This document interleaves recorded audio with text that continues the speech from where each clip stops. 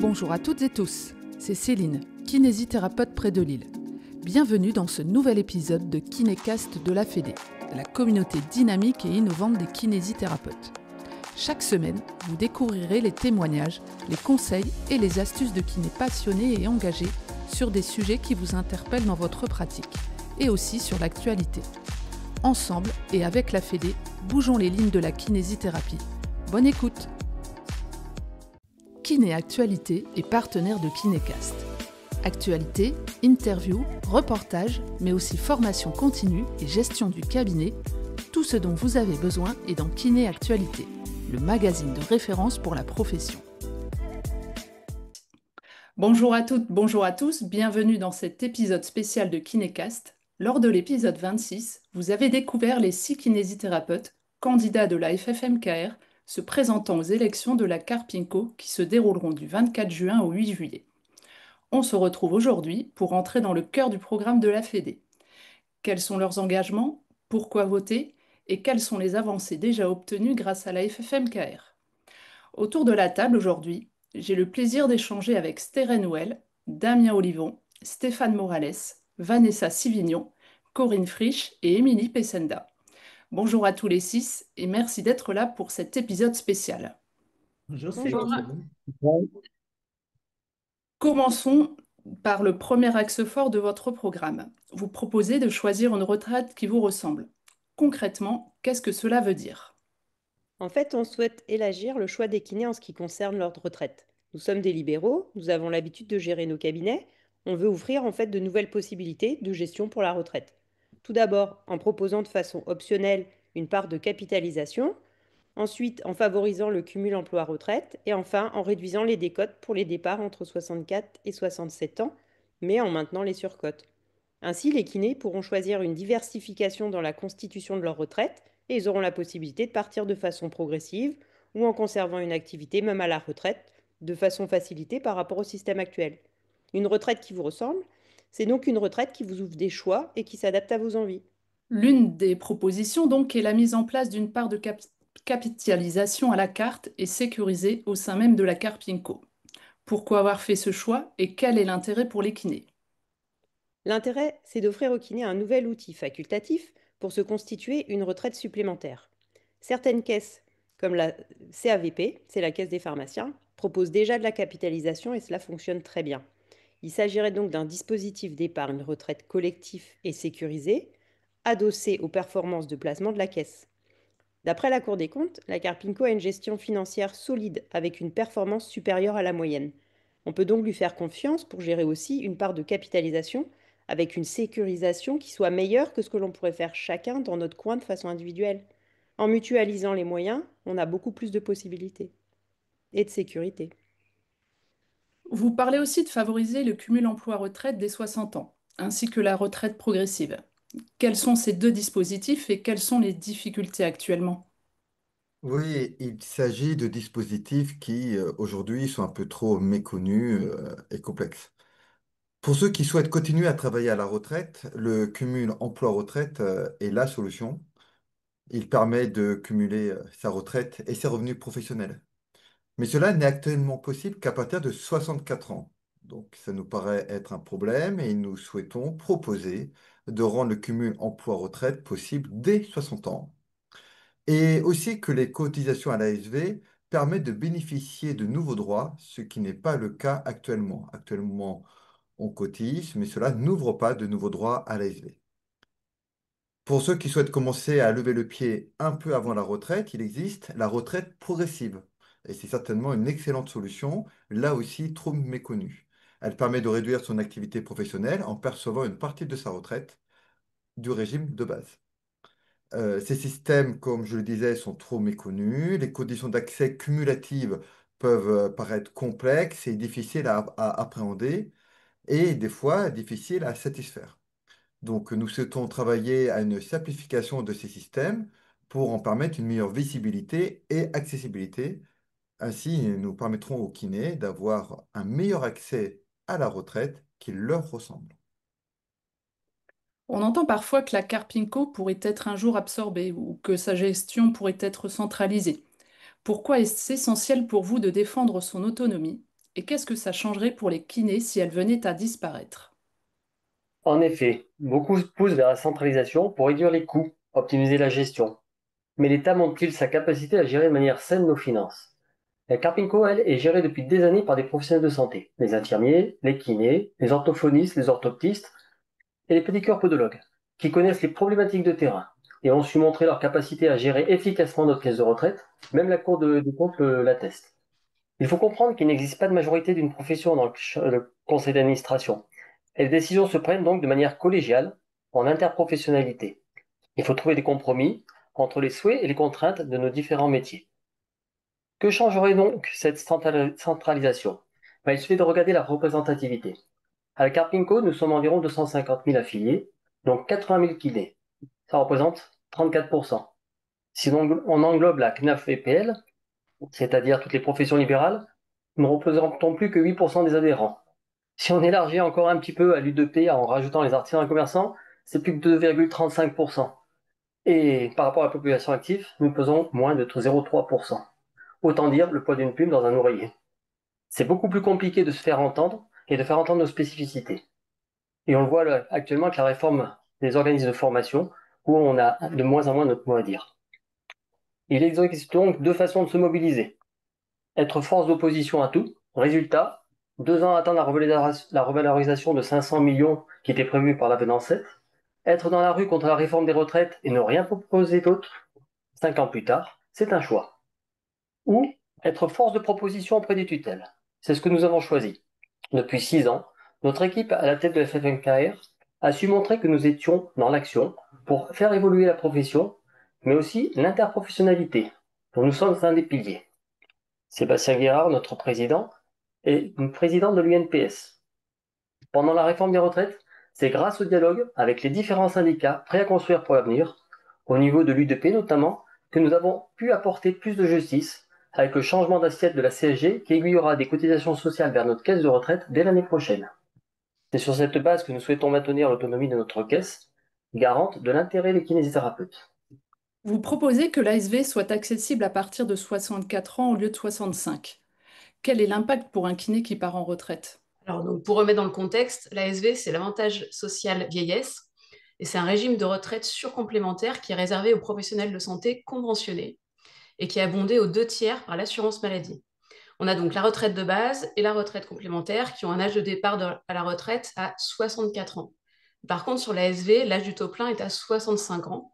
Et en plus, on a une décote de 5% par an sur cette retraite. Donc, ça veut dire que pour un kiné qui aurait tous ses trimestres et qui veut prendre sa retraite à 64 ans, il subira une décote de 5% sur la part ASV de sa retraite. Et ça, c'est injuste. Ou alors, il y a une autre solution, mais du coup, qui est plus complexe, il doit liquider son ASV après ses autres régimes.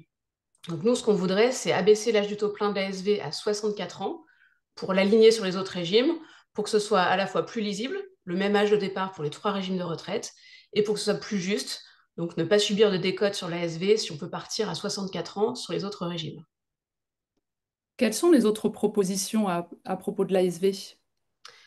Alors, on voudrait vraiment aligner l'ASV sur les autres régimes, donc le régime de base et le régime complémentaire, avec principalement 3 mesures, qui seraient la majoration de 10% sur la retraite pour les parents de 3 enfants, qui existe déjà donc, sur les autres régimes, une création de surcote sur ce régime, parce qu'actuellement, on a cette décote de 5% par an, mais il n'y a pas de surcote.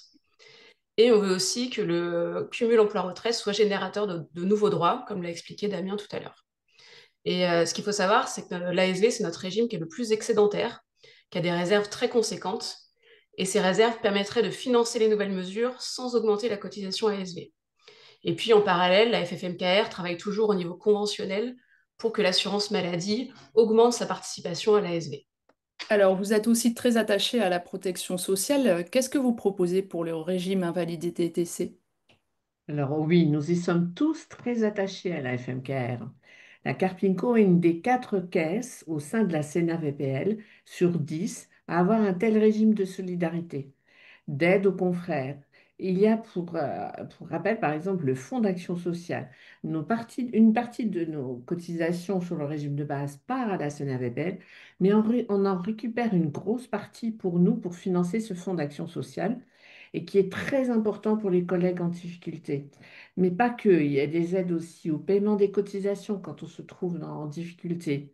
Il y a des aides pour l'aménagement du domicile en cas de situation de handicap. Il y a des aides aussi quand financièrement les confrères n'arrivent plus à payer leurs cotisations. Il y a des aides au financement d'aides ménagères. Il y a même des aides pour notre séjour en EHPAD. Ça, c'est pour les retraités. Mais il y a des aides pour tous les actifs. C'est une bouffée d'oxygène pour les kinés en grande difficulté.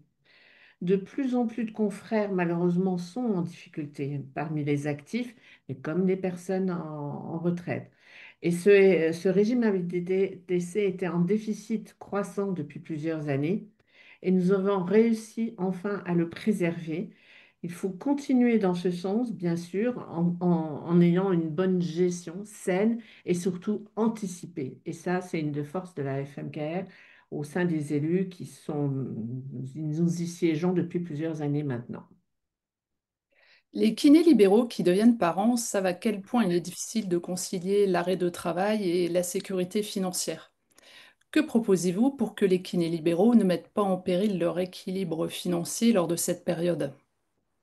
Effectivement, l'arrivée d'un enfant pour un kiné libéral peut être source de stress, car il faut concilier l'arrêt maternité-paternité et l'équilibre financier. Nous défendons nos confrères chaque année pour instaurer une aide maternité-paternité. Pour cela, la FFMKR se bat pour instaurer cette mesure lors de chaque débat budgétaire pour la création du PLFSS. Les médecins, eux, ont une aide conventionnelle payée par la CPM et donc nous revendiquons les mêmes droits. Beaucoup de kinés galèrent avec les démarches en ligne ou ne savent pas où ils en sont dans leur droit à la retraite. Vous proposez un choc de simplification. Qu'est-ce que vous entendez par là? En fait, on veut rendre la carte PINCO lisible, accessible et compréhensible. Déjà avec l'envoi d'un relevé clair et individualisé tous les ans, puis en rendant le simulateur des droits en ligne plus intuitif pour permettre à chacun de se rendre compte de ce qu'il toucherait en fonction du moment où il décide à partir. On souhaite aussi déployer un assistant IA pour les demandes simples, couplé à un accès humain systématique pour réduire les délais de traitement des dossiers. Typiquement, euh, on a beaucoup de questions sur des gens qui nous disent ben, si je pars là, combien je touche, et si je pars là, combien je touche, et si je fais un cumul emploi-retraite et que j'ai des nouveaux droits, combien je vais avoir, et etc. Et il faut qu'ils arrivent enfin à comprendre pour pouvoir faire les bons choix. Derrière toutes ces propositions, il y a une exigence forte, tenir les comptes. Comment vous engagez-vous à préserver l'équilibre financier de la caisse? La réforme du RIB dont a parlé Corinne tout à l'heure a montré que nous étions responsables. Ce régime était dans le rouge avec l'augmentation du nombre d'arrêts de travail. Ne rien lâcher pour les droits des cotisants, tout en diminuant un petit peu le versement des ayants droit, a permis le retour dans le vert des finances et la pérennité du régime, que seules 4 caisses libérales détiennent. Le sérieux du premier syndicat de France, la FFMKR, est, je pense, important à rappeler. Nous sommes une fédération de syndicats départementaux avec des adhérents proches de leurs élus qui font remonter les problématiques de terrain et les décisions communes se prennent en congrès. Les élus nationaux portent la volonté de la base et rendent des comptes à la base. C'est ce que nous apportons tous les jours à nos adhérents, que nous porterons pour la profession et plus largement à tous les professionnels de santé de la Carpinco. Avant de conclure, lors des dernières élections, la FFMKR avait fait des promesses. Est-ce qu'on peut dire aujourd'hui que ces engagements ont été tenus?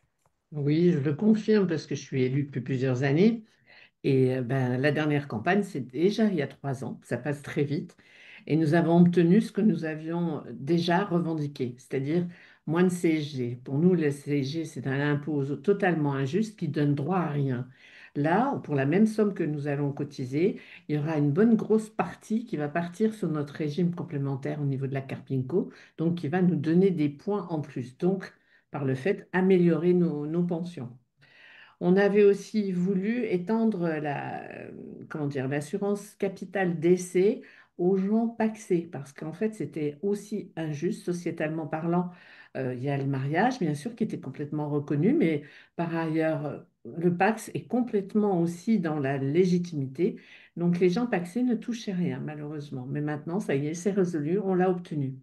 On a aussi obtenu le maintien des allocations invalidité du régime RID, justement, en cas de reprise partielle du travail, c'est-à-dire quelqu'un qui moralement veut recommencer à retravailler mais n'est pas en capacité de travailler à temps complet, eh ben, il continue à toucher ses indemnités, ses allocations pendant sa reprise partielle du travail. C'est quand même un plus et une sérénité qui est apportée aux confrères qui sont déjà dans la difficulté. On a obtenu aussi la majoration, enfin, parce que ça fait des années, c'était une arlésienne, mais enfin, on a obtenu la majoration de 10% de retraite pour les affiliés ayant plus de 3 enfants. C'est quand même une belle avancée. Et comme l'a dit Vanessa tout à l'heure, maintenant, il nous reste à travailler à obtenir sur l'ASV aussi.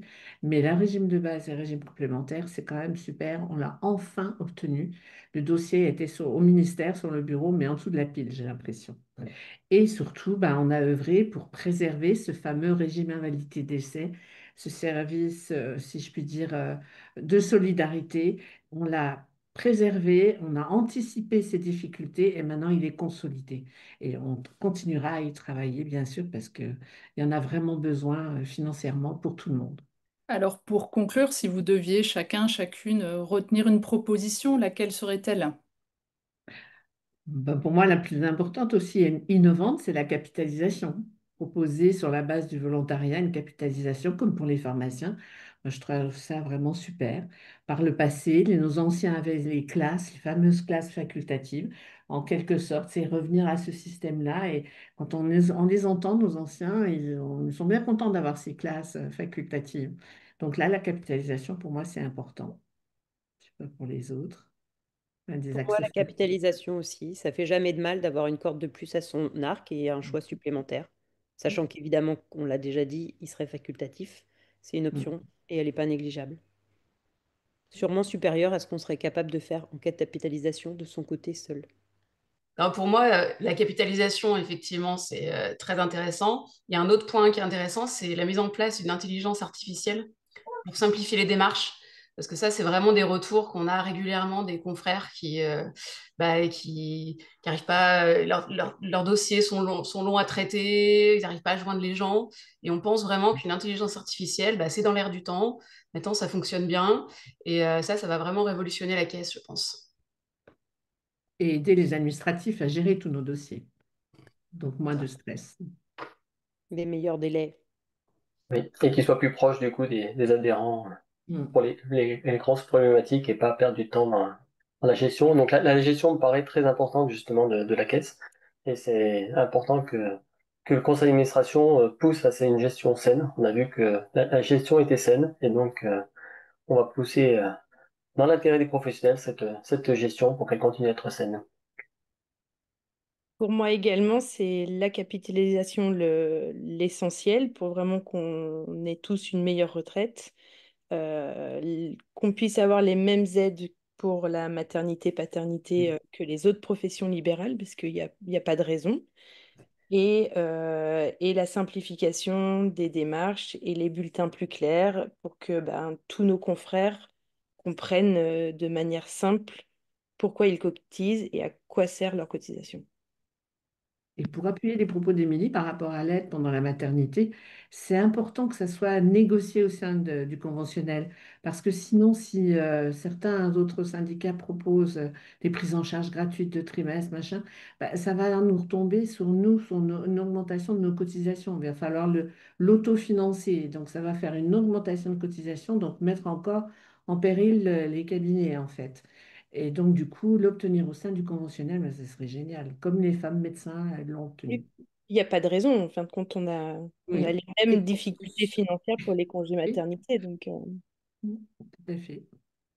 Oui, ce qui est pas important, c'est avoir une retraite qui nous ressemble, chacun avec notre vie personnelle, notre vie professionnelle, nos parcours qui sont individuels, et donc avoir un système de retraite qui s'adapte à l'ensemble de ces parcours avec des dispositifs, des fois qui sont pas assez connus, donc améliorer la visibilité, l'accessibilité, la simplification, ou des dispositifs, des fois, qui ne sont pas assez attractifs, et c'est ce qu'on a indiqué, ouvrir de nouveaux droits. Il y a un chemin qui a été parcouru et un chemin qui reste à parcourir. Et moi, j'insisterai pour qu'on reste autonome. C'est-à-dire qu'on a été menacé en 2019 de partir dans le régime universel, le fameux RU. Mais là, on a, grâce à FMCare, qui a été vraiment au-devant, qui a été écouté au sein d'une APL et tout ça, tout le monde a suivi le même chemin. Et main dans la main, on a récupéré notre autonomie. Et ça, il faut absolument que ça continue. Sinon, bah, je pense que nos fonds, nos réserves seraient vite siphonnés, en fait. Donc en Voilà. fait, Céline, tu nous demandes de choisir un point dans notre programme, mais tu vois, nous tous, on veut tous les On peut conserver, on veut tous. tout. Il n'y a pas qu'un point. On choisit pas, on prend la liste. Allez, j'ai une toute dernière question pour vous. Ben voilà, on parle au kiné, hein, donc expliquez-leur pourquoi il est essentiel justement qu'ils se mobilisent et qu'ils aillent voter. Ben, moi, je dirais si on a un faible pourcentage de taux de participation, bah, les tutelles vont dire bah, les kinés, ils ne s'intéressent pas à leur retraite, alors autant le mettre dans le pot commun, rejoindre des autres régimes de retraite, et puis basta, on n'aura plus du tout cette autonomie. Et c'est ça le plus grave, en fait. Il faut absolument que les kinés montrent qu'ils s'intéressent à leur retraite, mais pas qu'à leur retraite, il y a aussi toute la partie prévoyance, comme on l'a exposé. C'est quand même une super, on va dire, complémentaire santé, même à la limite, à côté, et c'est hyper, hyper important. Moi, je suis d'accord avec Corinne, plus on sera mobilisé, plus on montrera que on s'y intéresse, on veut défendre nos droits et la FFM KLR est là pour les défendre. On n'a pas si souvent l'occasion de donner notre avis sur des préoccupations qui nous concernent de premier plan. Là, c'est la retraite, mais il y a des fois que c'est pareil pour toutes les autres élections. Si on nous demande de nous exprimer, autant y aller. Allez voter. Ça, et voter FFMKR, bien sûr, hein. Bien sûr, oui. On Vote- a vote- l'expérience, on a montré qu'on savait bien gérer au sein de la Carpinco. Et très franchement, l'interpro, là, tout le monde se serre les coudes dans l'intérêt de chacune des professions, mais tous ensemble dans le même sens, et préserver notre régime autonome. Ça, c'est super important. Pour une fois qu'on vous demande votre avis, exprimez-vous. Oui. Maintenant. Surtout que ça vote- prendra 3 minutes. Vraiment, hein. C'est vraiment très, très rapide à faire. On n'a même pas besoin de se déplacer dans une urne. Voilà. Aucune excuse pour pas le faire. Oui. Voter, c'est permettre à la FMKR d'être votre porte-voix. Eh bien, merci à tous les six pour ces échanges clairs et engagés. Donc, vous pouvez aussi retrouver toutes les propositions de la FFMKR sur son site www.ffmkr.org. Donc, cet été, hein, vous l'avez entendu, votez pour votre avenir, votez FFMKR. Et puis, à très vite dans un prochain épisode de Kinécast. Au Merci, revoir. Au Céline. revoir. Merci, au revoir. Au revoir. Merci de nous avoir écoutés. On espère que cet épisode vous a plu. Si c'est le cas, je vous invite à laisser un avis sur votre plateforme d'écoute préférée et à partager l'épisode autour de vous. N'hésitez pas également à nous dire quel sujet vous aimeriez que l'on aborde dans les prochains épisodes et quels invités vous souhaiteriez écouter. Pour ça, dites-le nous en commentaire. N'oubliez pas de nous suivre sur les réseaux sociaux et de visiter le site web de la FFMKR pour rester informé des dernières actualités et des événements à venir. Votre soutien et votre engagement sont essentiels pour faire avancer notre profession. Kiné Actualité est partenaire de Kinécast. Actualité, interviews, reportages, mais aussi formation continue et gestion du cabinet, tout ce dont vous avez besoin est dans Kiné Actualité, le magazine de référence pour la profession.